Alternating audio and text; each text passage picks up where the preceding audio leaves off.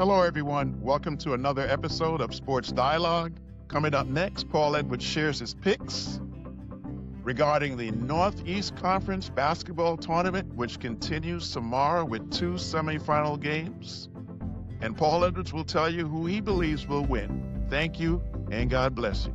Everyone, tonight on Sports Dialogue, Paul Edwards discusses the NEC Conference playoffs. Hello, everyone. My name is Paul Edwards. I wanted to introduce myself to you formally. I'm your podcast host. I played quarterback for Wagner College from 1978 to 1981. I also graduated with a 3.0 grade point average with a major in business administration, minor in accounting, and many educational credits. After graduating from Wagner, I had quite a few professional tryouts with the United States Football League, USFL, and Canadian Football League.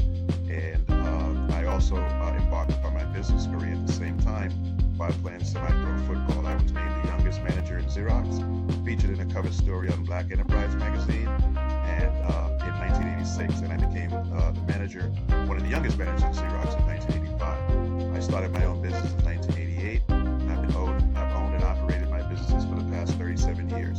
I hope that you enjoy this podcast. The podcast is here to shed a different light, another take on sports. My book is coming soon, Truth Plan LLC. As you may or may not know, I have the Sports Dialogue podcast and the Get This Statement podcast.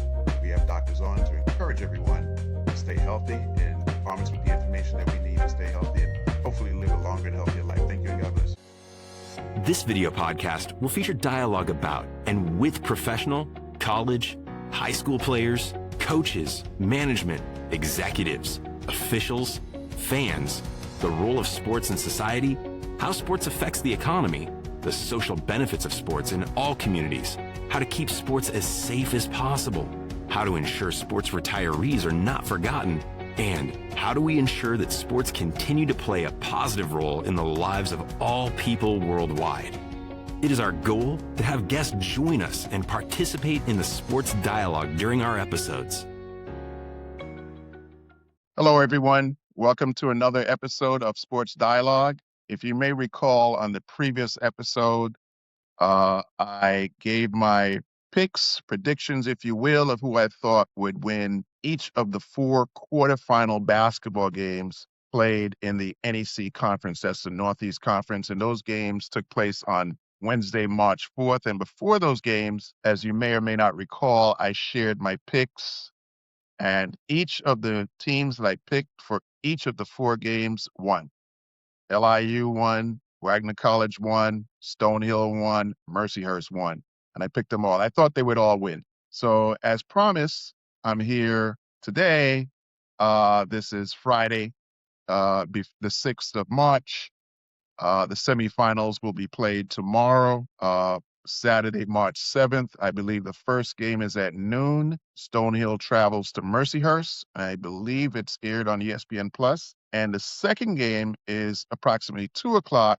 Wagner College visits Brooklyn, LIU. And that game, I believe, starts approximately 2 o'clock on ESPN. And as promised, I'm here to show you my picks, tell you my picks of who I think will win the semifinal games. So let's start with the noon game, which is Stonehill traveling to Mercyhurst. On January 17th, Stonehill and Mercyhurst met, and Stonehill won that contest in overtime, 62-57. But however, on February 28th, they met again, Stonehill and Mercyhurst, and Stonehill lost that game 72-75. So, they were both very, very close games. And so let's take a look at what Stonehill did against Lemoyne. I did see that game. And Stonehill had three players in double figures. Muser had 20 points. Hackett had 26 points. Kofi had 13 points. So they had three players in double figures. When I was watching the game, I kept wondering when they were going to get Rex Sutherland involved. He's a quality player, and he finished the game with 6 points on 2 of 6 shooting. So he needs to get more shots up if Stonehill is going to have success tomorrow. Uh, I think that that's the one thing that was glaring out at me. And in the Mercyhurst game against FDU, uh, Mercyhurst had primarily two players in double figures: Blunt, who is a very prolific scorer, and also Lem Melman had 20 points. Uh, they did not have a third person in double figures. I think that they started out really well. Then FDU got back into the game. I think the game was tied on the 10 on the 7 minutes. FDU just had their opportunities to win the ball game, and I did pick Mercyhurst, but FDU had their opportunities, but they didn't make their foul shots and they missed shots. I was just surprised a little bit that they didn't dump the ball quicker down to their big man down low because they had a distinct size advantage, but they went with the perimeter shots and they just did not make it. So Mercyhurst did prevail. So who do I think is going to win tomorrow with Stonehill and Mercyhurst? It's very, very close to call. Mercyhurst is at home. Teams usually play better at home. Stonehill has played Mercyhurst well, won one, lost one. My projection is I believe that Stonehill will win the semifinal game tomorrow at noon. It'll be a close game, I believe, but I think at the end of the day, if Stonehill gets Sutherland involved in the game and gets the same production out of Hackett and Muser and Kofi, uh, I think I know they'll win the game. There's no question about it. Hackett's gonna get his. There's no question about it. Lem Melman is gonna get his. There's no question about it. And also, Mercyhurst has a big man that is Kadir Martin, who had 11 points in that ball game versus FDU. He's a very good big man, and I'm sure he's going to get in double figures. But I just think that Stonehill, late in the game, they're going to go to what I call their twin towers. They have two bigs, and you have Hackett on the floor. Sutherland gets going. I think that Stonehill wins on the road tomorrow.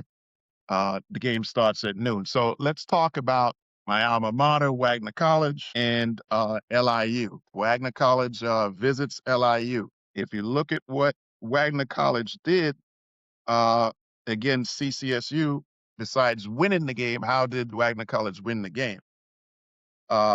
Basil had 16 points. Nick Jones had 17 points. John Awoke had 18 points. So Wagner College had three players in double figures in that game. And they were all three almost had 20 points, 18, 17, and 16. I do believe that for Wagner to win the ball game against LIU at LIU tomorrow, not only do those players have to replicate what they did against CCSU, we need other players to step up and score more against LIU. And I'll show you why in a minute. Eddie Placer had 6 points against CCSU. I'm not sure how many touches he had, but he only had 5 attempts. He needs to get more attempts if he's on the floor. We need to get a fourth player in double figures, possibly fifth. Cooper, he was 0 for 2. I believe he needs to get more shots up. So I'm looking for Placer and Cooper to get more shots. Gray, he was 2 for 2, 5 points. He needs to get more shots. So I think that while we had 3 players in double figures, I think that for Wagner to win tomorrow, I think that they're going to need to get 3 to 4 players in double figures while playing defense. If you look at what LIU did against Chicago State, besides playing in a very close game. Well, before I get to LIU, let me just finish with why I think Wagner won against CCSU. And I think the only thing that stands out to me is, and I've been talking about this all year long, are free throws. Make your three free throws. double the hot man. That's one of my pet peeves. Don't let the best player or the best two players beat you. Double team them, let somebody else beat you. Don't jack threes all the time. Use the floater or the mid range. Very effective in the game. And the final thing is make your foul shots. I always preach make your foul shots. And Wagner shot 91.7% from the foul line. So that is, if you have 10 attempts, they made 9.1 attempts out of 10 statistically. So, and that's pretty good, where CCSU shot 66.7%. And that was the big difference. They were even in fouls, 15 fouls for Wagner, 16 fouls for CCSU. The 3-point percentage, 35% for Wagner, 35.3% for CCSU. Wagner had shot 44.8% from the floor, and CCSU shot 37.9. So the free throws and the field goal percentage was the difference for Wagner. Obviously, along with playing hard, obviously playing hard, playing with confidence, being well coached. But from a number standpoint, the free throws and the field goal percentage was the difference in that game. Now let's get to LIU. As far as LIU, they had, if I'm not mistaken, they had 3 players in double figures. Mason Porter Brown was in double figures. Shadir Lazu was in double figures. He had 12. Mason Porter Brown had 21. And Mr. Goins had 14 points. Jamal Fuller had 15 points. So they had 4 players in double figures. And their top guard, Davis, he only scored 4 points. And it's unusual that he only scores 4 points. You got to look for him to really be more aggressive on Saturday. So if he gets into if the 4 players replicate their point production and Davis gets going, they'll have 1, 2, 3, 4, could have 5 players in double figures. So that's why I know that Wagner has to have at least 4 to 5 players in double figures. And we're very capable of it. There's no question about it. Very capable of it. I think that Mr. Basil's going to be very effective down low. He has to be. He has to get, I believe, Fuller may guard him at times.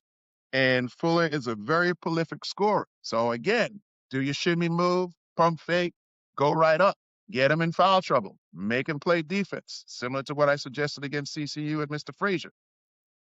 When Mr. Fuller on offense, he likes to go right to the hole and power. Get in front of him. And if he's going to the hole, double him. Double off of one of their weakest players. Now it's hard because they have good players around him between the guard, Davis, Goins, Mason Porter Brown. It's going to be very hard who you can double off, but you can't let Fuller just get going and take over. And Goins is very, very. Goins. He's a high IQ guy. I could see that. He doesn't try to dominate the game, and he kind of knows when he has to score. And he'll be quiet for quite some time. And all of a sudden, he just takes over very quietly. So you have to be careful not to let Goins get going. I'm not so sure what we can do about that guard. He may just get his, but we definitely don't want Fuller and Goins to beat us. Now, Mason Porter Brown, he's super. I mean, you don't have to call a play for him. He's strong. He can get up. He gets rebounds. He disrupts.